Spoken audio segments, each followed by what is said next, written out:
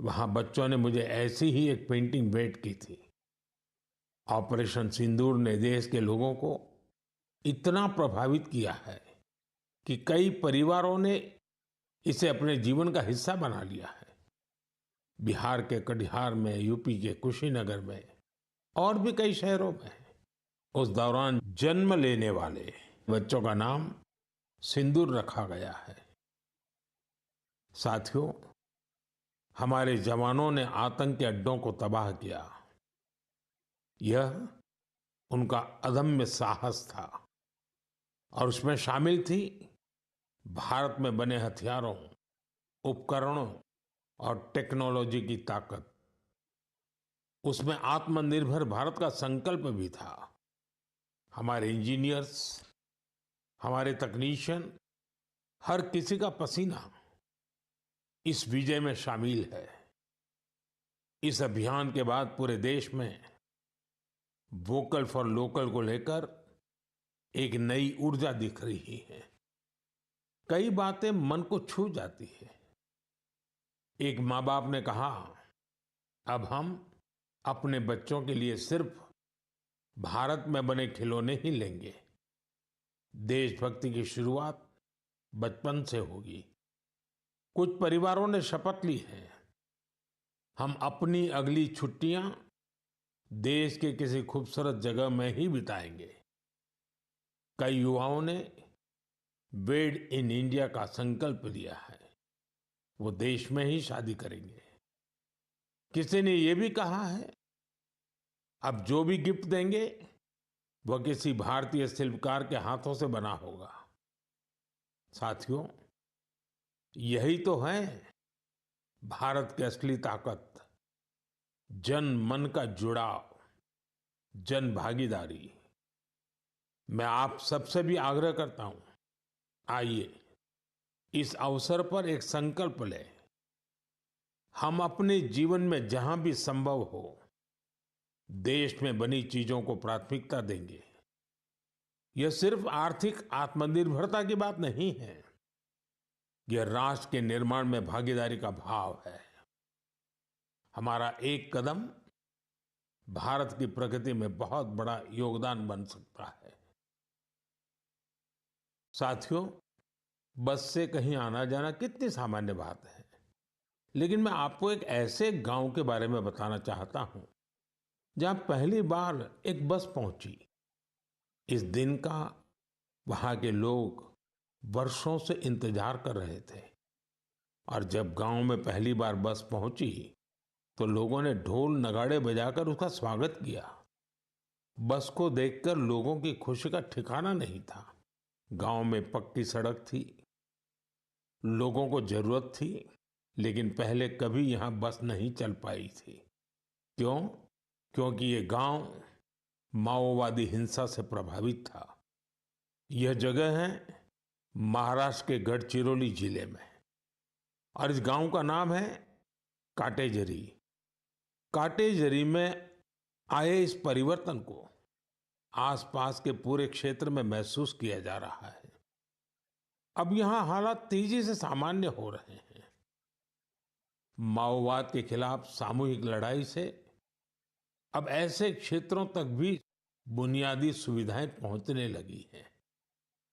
गांव के लोगों का कहना है कि बस के आने से उन लोगों का जीवन बहुत आसान हो जाएगा। साथियों, मन की बात में हम छत्तीसगढ़ में हुए बस्तर ओलंपिक और माओवाद प्रभावित क्षेत्रों में साइंस लैब पर चर्चा कर चुके हैं। यहाँ के बच्चों में साइंस का पैशन है, वो स्पोर्ट्स में भी कमाल कर रहे हैं। ऐसे प्रयासों से पता चलता है कि इन इलाकों में रहने वाले लोग कितने साहसी होते हैं। इन लोगों ने तमाम चुनौतियों के बीच अपने जीवन को बेहतर बनाने की राह चुनी है। मुझे यह जानकर भी बहुत खुशी हुई कि 10वीं और 12वीं की परीक्षाओं में दंतेवाड़ा जिले के नतीजे बहुत शानदार रहे हैं। करीब 95% रिजल्ट के साथ ये जिला 10वीं के नतीजों में टॉप पर रहा। वहीं 12वीं की परीक्षा में इस जिले ने छत्तीसगढ़ में छठा स्थान हासिल किया। सोचिए, जिस दंतेवाड़ा में कभी माओवाद चरम पर था, वहां आज शिक्षा का परचम लहरा रहा है। ऐसे बदलाव हम सभी को गर्व से भर देते हैं। मेरे प्यारे देशवासियों, अब मैं लायंस, शेरों से जुड़ी एक बड़ी अच्छी खबर आपको बताना चाहता हूं। पिछले केवल 5 वर्षों में गुजरात के गीर में शेरों की आबादी 674 से बढ़कर 891 हो गई है। 674 से 891। लायन सेंसस के बाद सामने आई शेरों की ये संख्या बहुत उत्साहित करने वाली है। साथियों, आप में से बहुत से लोग यह जानना चाह रहे होंगे कि आखिर ये एनिमल सेंसस होती कैसे है। ये एक्सरसाइज बहुत ही चुनौतीपूर्ण है। आपको यह जानकर हैरानी होगी कि लायन सेंसस 11 जिलों में 35,000 वर्ग किलोमीटर के दायरे में की गई थी। सेंसस के लिए टीमों ने राउंड द क्लॉक यानी 2400 घंटे इन क्षेत्रों की निगरानी की। इस पूरे अभियान में वेरिफिकेशन और क्रॉस वेरिफिकेशन दोनों किए गए। इससे पूरी बारीकी से शेरों की गिनती का काम पूरा हो सका। साथियों, एशियाटिक लायन की आबादी में बढ़ोतरी ये दिखाती है कि जब समाज में ओनरशिप का भाव मजबूत होता है तो कैसे शानदार नतीजे आते हैं। कुछ दशक पहले गिर में हालात बहुत चैलेंजिंग थे, लेकिन वहां के लोगों ने मिलकर बदलाव लाने का बीड़ा उठाया। वहां लेटेस्ट टेक्नोलॉजी के साथ ही ग्लोबल बेस्ट प्रैक्टिसेस को भी अपनाया गया। इसी दौरान गुजरात ऐसा पहला राज्य बना जहां बड़े पैमाने पर फॉरेस्ट ऑफिसर के पद पर महिलाओं की तैनाती की गई। आज हम जो नतीजे देख रहे हैं उसमें इन सभी का योगदान है। वाइल्ड लाइफ प्रोटेक्शन के लिए हमें ऐसे ही हमेशा जागरूक और सतर्क रहना होगा। मेरे प्यारे देशवासियों, 2-3 दिन पहले ही मैं पहली राइजिंग नॉर्थ ईस्ट समिट में गया था। उससे पहले हमने नॉर्थ ईस्ट के सामर्थ्य को समर्पित अष्टलक्ष्मी महोत्सव भी मनाया था। नॉर्थ ईस्ट की बात ही कुछ और है। वहाँ का सामर्थ्य, वहाँ का टैलेंट वाकई अद्भुत है। मुझे एक दिलचस्प कहानी पता चली है क्राफ्टेड फाइबर्स की। क्राफ्टेड फाइबर्स ये सिर्फ एक ब्रांड नहीं, सिक्किम की परंपरा, बुनाई की कला और आज के फैशन की सोच, तीनों का सुंदर संगम है। इसकी शुरुआत की डॉक्टर चेवांग नोरबू भूटिया ने। पैसे से वो वेटरनरी डॉक्टर है और दिल से सिक्किम की संस्कृति के सच्चे ब्रांड एम्बेसडर। उन्होंने सोचा क्यों न बुनाई को एक नया आयाम दिया जाए, और इसी सोच से जन्म हुआ क्राफ्टेड फाइबर का। उन्होंने पारंपरिक बुनाई को मॉडर्न फैशन से जोड़ा और इसे बनाया एक सोशल एंटरप्राइज। अब उनके यहाँ केवल कपड़े नहीं बनते, उनके यहाँ जिंदगियां बुनी जाती है। वे लोकल लोगों को स्किल ट्रेनिंग देते हैं, उन्हें आत्मनिर्भर बनाते हैं। गांवों के बुनकर, पशुपालक और सेल्फ हेल्प ग्रुप, इन सबको जोड़कर डॉक्टर भूटिया ने रोजगार के नए रास्ते बनाए हैं। आज स्थानीय महिलाएं और कारीगर अपने हुनर से अच्छी कमाई कर रहे हैं।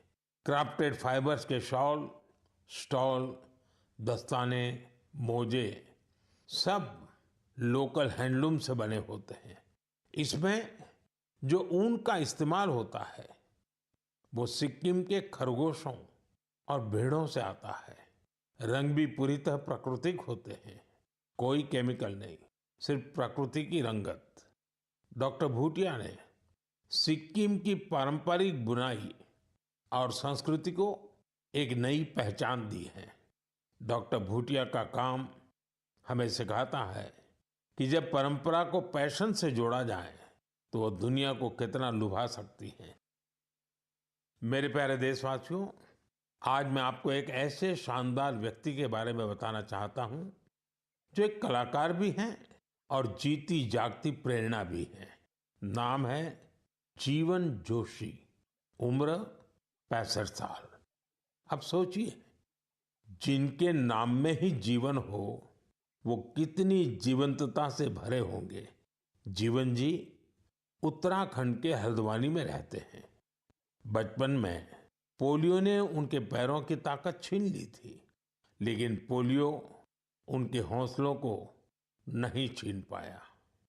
उनके चलने की रफ्तार भले ही कुछ धीमी हो गई, लेकिन उनका मन कल्पना की हर उड़ान उड़ता रहा। इसी उड़ान में जीवन जी ने एक अनोखी कला को जन्म दिया। नाम रखा बगेट। इसमें वो चीड़ के पेड़ों से गिरने वाली सूखी छाल से सुंदर कलाकृतियां बनाते हैं। वो छाल जिसे लोग आमतौर पर बेकार समझते हैं, जीवन जी के हाथों में आते ही धरोहर बन जाती है। उनकी हर रचना में उत्तराखंड की मिट्टी की खुशबू होती है। कभी पहाड़ों के लोक वाद्य यंत्र, तो कभी लगता है जैसे पहाड़ों की आत्मा उस लकड़ी में समा गई हो। जीवन जी का काम सिर्फ कला नहीं, एक साधना है। उन्होंने इस कला में अपना पूरा जीवन समर्पित कर दिया है। जीवन जोशी जैसे कलाकार हमें याद दिलाते हैं कि परिस्थितियां चाहे जैसी भी हो, अगर इरादा मजबूत हो तो नामुमकिन कुछ नहीं। उनका नाम जीवन है और उन्होंने सच में दिखा दिया कि जीवन जीना क्या होता है। मेरे प्यारे देशवासियों, आज कई ऐसी महिलाएं हैं जो खेतों के साथ ही अब आसमान की ऊंचाइयों पर काम कर रही हैं। जी हाँ, आपने सही सुना। अब गांव की महिलाएं ड्रोन दीदी बनकर ड्रोन उड़ा रही हैं और उससे खेती में नई क्रांति ला रही है।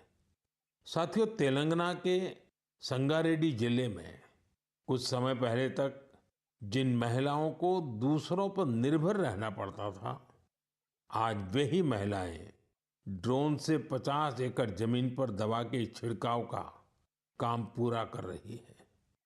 सुबह 3 घंटे, शाम 2 घंटे और काम निपट गया। धूप की तपन नहीं, जहर जैसे केमिकल्स का खतरा नहीं। साथियों, गांव वालों ने भी इस परिवर्तन को दिल से स्वीकार किया है। अब ये महिलाएं ड्रोन ऑपरेटर नहीं, स्काई वॉरियर्स के नाम से जानी जाती हैं। ये महिलाएं हमें बता रही हैं, बदलाव तब आता है जब तकनीक और संकल्प एक साथ चलते हैं। मेरे प्यारे देशवासियों, अंतर्राष्ट्रीय योग दिवस में अब 1 महीने से भी कम समय बचा है।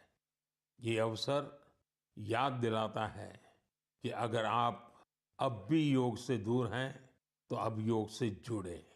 योग आपका जीवन जीने का तरीका बदल देगा। साथियों, 21 जून 2015 में योग दिवस की शुरुआत के बाद से ही इसका आकर्षण लगातार बढ़ रहा है। इस बार भी योग दिवस को लेकर दुनिया भर में लोगों का जोश और उत्साह नजर आ रहा है। अलग अलग संस्थान अपनी तैयारियां साझा कर रहे हैं। बीते वर्षों की तस्वीरों ने बहुत प्रेरित किया है। हमने देखा है, अलग अलग देशों में किसी साल लोगों ने योग चेन बनाई, योग रिंग बनाई।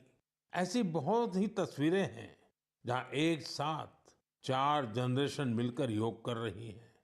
बहुत से लोगों ने अपने शहर की आइकॉनिक प्लेसेस को योग के लिए चुना।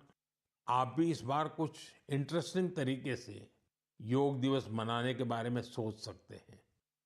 साथियों, आंध्र प्रदेश की सरकार ने योग आंध्र अभियान शुरू किया है। इसका उद्देश्य पूरे राज्य में योग संस्कृति को विकसित करना है। इस अभियान के तहत योग करने वाले 10 लाख लोगों का एक पूल बनाया जा रहा है।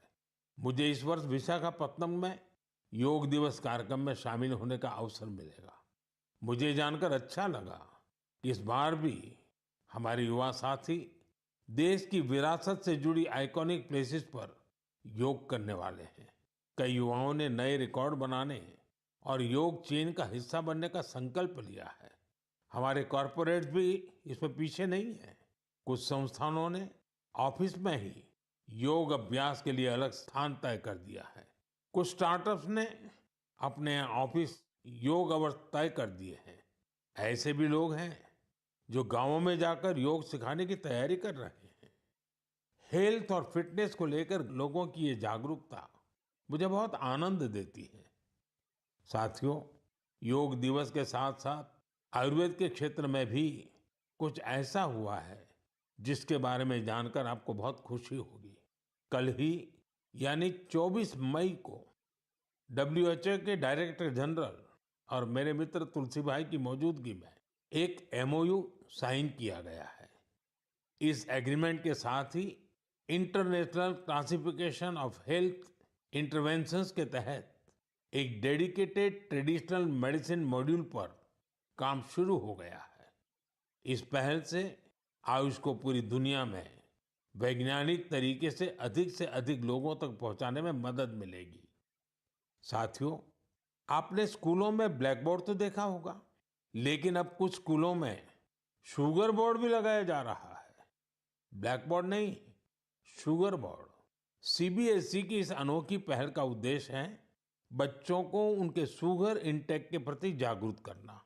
कितनी चीनी लेनी चाहिए और कितनी चीनी खाई जा रही है, ये जानकर बच्चे खुद से ही हेल्दी विकल्प चुनने लगे हैं। ये एक अनोखा प्रयास है और इसका असर भी बड़ा पॉजिटिव होगा। बचपन से ही स्वस्थ जीवन शैली की आदतें डालने में ये काफी मददगार साबित हो सकता है। कई अभिभावकों ने इसे सराहा है और मेरा मानना है ऐसी पहल दफ्तरों, कैंटीनों और संस्थानों में भी होनी चाहिए। आखिरकार सेहत है तो सब कुछ है। फिट इंडिया ही स्ट्रांग इंडिया की नींव है। मेरे प्यारे देशवासियों, स्वच्छ भारत की बात हो और मन की बात के श्रोता पीछे रहें, ऐसा कैसे हो सकता है भला? मुझे पूरा विश्वास है कि आप सब अपने अपने स्तर पर इस अभियान को मजबूती दे रहे हैं। लेकिन आज मैं आपको एक ऐसी मिसाल के बारे में बताना चाहता हूं जहां स्वच्छता के संकल्प ने पहाड़ जैसी चुनौतियों को भी मात दे दी। आप सोचिए, कोई व्यक्ति बर्फीली पहाड़ियों पर चढ़ाई कर रहा हो, जहां सांस लेना मुश्किल हो, कदम कदम पर जान को खतरा हो, और फिर भी वो व्यक्ति वहां सफाई में जुटा हो। ऐसा ही कुछ किया है हमारी ITBP की टीमों के सदस्यों ने। ये टीम माउंट मकालू जैसे विश्व की सबसे कठिन चोटी पर चढ़ाई के लिए गई थी। पर साथियों, उन्होंने सिर्फ पर्वतारोहण नहीं किया, उन्होंने अपने लक्ष्य में एक मिशन और जोड़ा, स्वच्छता का। चोटी के पास जो कचरा पड़ा था, उन्होंने उसे हटाने का बीड़ा उठाया। आप कल्पना कीजिए, 150 किलो से ज्यादा नॉन बायोडिग्रेडेबल वेस्ट इस टीम के सदस्य अपने साथ नीचे लाए। इतनी ऊंचाई पर सफाई करना कोई आसान काम नहीं है, लेकिन यह दिखाता है कि जहां संकल्प होता है वहां रास्ते अपने आप बन जाते हैं। साथियों, इसी से जुड़ा एक और जरूरी विषय है पेपर वेस्ट और रिसाइकलिंग। हमारे घरों और दफ्तरों में हर दिन बहुत सारा पेपर वेस्ट निकलता है। शायद हम इसे सामान्य मानते हैं, लेकिन आपको जानकर हैरानी होगी, देश के लैंडफिल वेस्ट का लगभग 1/4 हिस्सा कागज से जुड़ा होता है। आज जरूरत है हर व्यक्ति इस दिशा में जरूर सोचे। मुझे जानकर अच्छा लगा कि भारत के कई स्टार्टअप्स इस सेक्टर में शानदार काम कर रहे हैं। विशाखापत्तनम, गुरुग्राम ऐसे कई शहरों में कई स्टार्टअप पेपर रिसाइकलिंग के इनोवेटिव तरीके अपना रहे हैं। कोई रिसाइकल पेपर से पैकेजिंग बोर्ड बना रहा है, कोई डिजिटल तरीकों से न्यूज़पेपर रिसाइकलिंग को आसान बना रहा है। जालना जैसे शहरों में कुछ स्टार्टअप 100% रिसाइकल्ड मटेरियल से पैकेजिंग रोल और पेपर कोर बना रहे हैं। आप ये भी जानकर प्रेरित होंगे, 1 टन कागज की रिसाइकलिंग से 17 पेड़ कटने से बचते हैं और हजारों लीटर पानी की बचत होती है। अब सोचिए, जब पर्वतारोही इतने कठिन हालत में कचरा वापस ला सकते हैं, तो हमें भी अपने घर या दफ्तर में पेपर को अलग करके रिसाइकलिंग में अपना योगदान जरूर देना चाहिए। जब देश का हर नागरिक ये सोचेगा कि देश के लिए मैं क्या बेहतर कर सकता हूँ, तभी मिलकर हम बड़ा परिवर्तन ला सकते हैं। साथियों, बीते दिनों खेलो इंडिया गेम्स की बड़ी धूम रही। खेलो इंडिया के दौरान बिहार के 5 शहरों ने मेजबानी की थी। वहां अलग अलग कैटेगरी के मैच हुए थे। पूरे भारत से वहां पहुंचे एथलीट्स की संख्या 5,000 से भी ज्यादा थी। इन एथलीट्स ने बिहार की स्पोर्टिंग स्पिरिट की, बिहार के लोगों से मिली आत्मीयता की बड़ी तारीफ की है। साथियों, बिहार की धरती बहुत खास है। इस आयोजन में यहाँ कई यूनिक चीजें हुई हैं। खेलो इंडिया यूथ गेम्स का ये पहला आयोजन था जो ओलंपिक चैनल के जरिए दुनिया भर में पहुंचा। पूरे विश्व के लोगों ने हमारे युवा खिलाड़ियों की प्रतिभा को देखा और सराहा। मैं सभी पदक विजेताओं, विशेषकर टॉप के 3 विनर्स महाराष्ट्र, हरियाणा और राजस्थान को बधाई देता हूं। साथियों, इस बार खेलो इंडिया में कुल 26 रिकॉर्ड बने। वेट लिफ्टिंग स्पर्धाओं में महाराष्ट्र की अस्मिता धोने, ओडिशा के हर्षवर्धन साहू और उत्तर प्रदेश के तुषार चौधरी के शानदार प्रदर्शन ने सबका दिल जीत लिया। वहीं महाराष्ट्र के साईराज परदेशी ने तो 3 रिकॉर्ड बना डाले। एथलेटिक्स में उत्तर प्रदेश के कादिर खान और शेख जिशान और राजस्थान के हंसराज ने शानदार प्रदर्शन किया। इस बार बिहार ने भी 36 मेडल्स अपने नाम किए। साथियों, जो खेलता है वही खिलता है। यंग स्पोर्टिंग टैलेंट के लिए टूर्नामेंट बहुत मायने रखता है। इस तरह के आयोजन भारतीय खेलों के भविष्य को और संवारने वाले हैं।